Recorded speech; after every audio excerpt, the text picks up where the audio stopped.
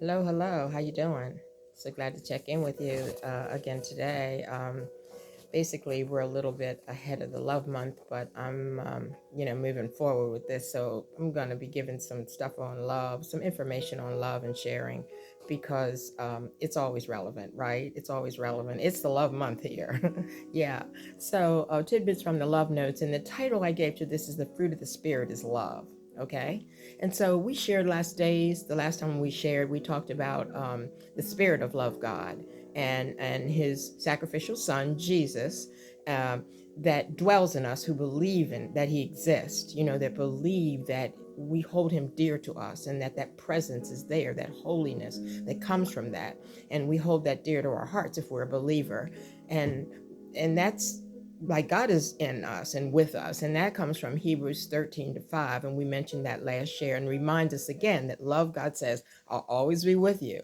And then Romans 8:32 reminds us that love God did not spare his son. He actually sacrificed his son for us so we could have a way of, cleaning up our sin, our wrongs. There was an atonement made. And that's really special because that atonement was made for us so that we can be better, you know? And so some folks say, well, why can't I just believe in God? I believe in God, but why do I have to believe in Jesus and that atonement? I mean, that's the core of the whole Christian faith, that atonement, that giving of that son, that sacrifice, And so they say, well, why do I have to believe in that? What is so great about Jesus, and that he was sacrificed for us?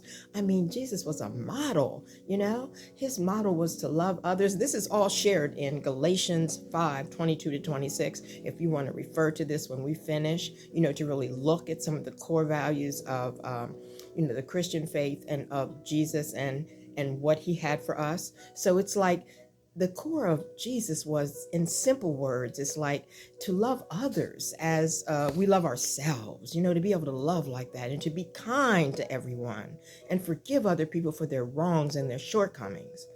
It's something to think about, and always try to do what's right.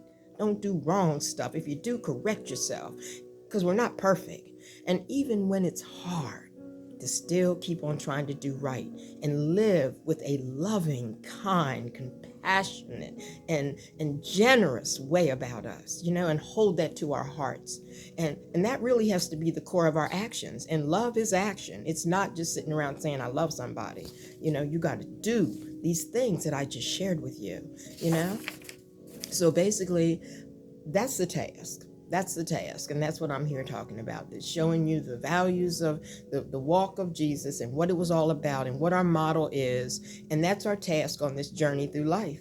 Yeah, to be better people and to be more like that, And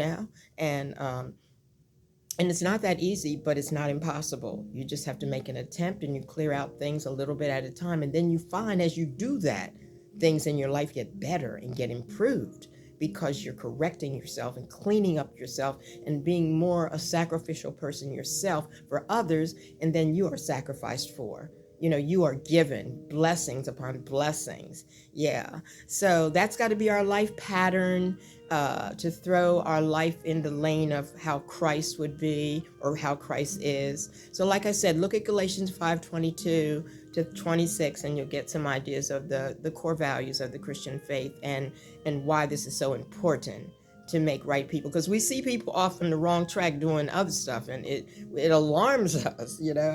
So make sure that you do your healthy eating and stretching and drinking lots of liquid. And this is Tidbits from the Love Notes. Love ya. So glad to share with you. We'll talk again soon. Bye bye.